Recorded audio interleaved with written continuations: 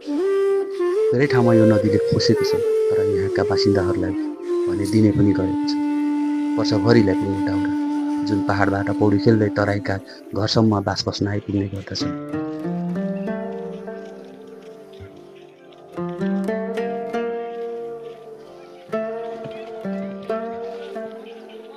कति यतै रहन्छन् भने कति बेगसँगै पौडेर जान्छ, तर यो नदीले भय मात्र ल्याउँदैन, साथमा ल्याउँछ अवसर पनि।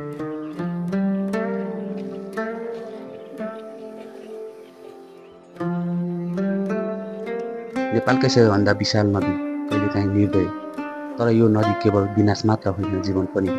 यसले कहिलेकाहीँ खेत बगाउँछ, तर कहिलेकाहीँ घर चलाउने इन्धन पनि ल्याउँछ, जसले घरमा चुलो बाल्छ।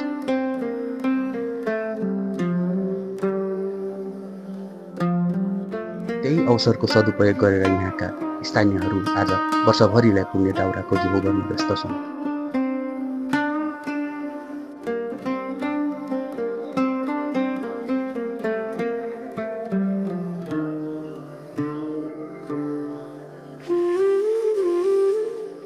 साना ठुला बालक वृद्ध झरी बेग नभनी दाउरा ओसार्ने कार्यमा जुटेका छन्।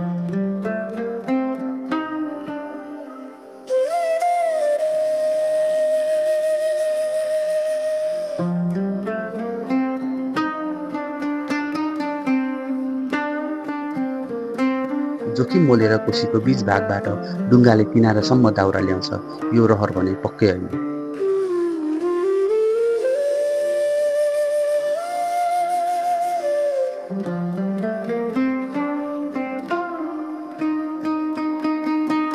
ज्यान नै जोखिममा राखी डुङ्गामा आफ्नो मेहनतले सिला गरेर राखेको दाउरा गन्तव्यसम्म पुर्याउने चटारो आज जुरेको छ।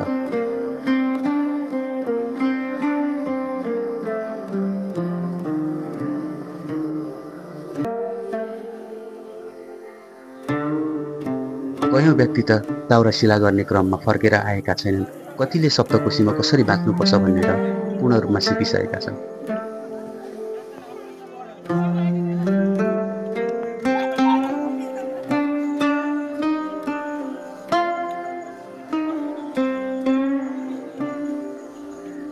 कतिको घरमा यो दाउरा नै वर्षभरिको इन्धन, ज्यानको जोखिम मोली दाउरा निकाल्ने मानिसहरूको लागि यो काम मात्र होइन, कतिको व्यवसाय समेत हुने गरेको छ।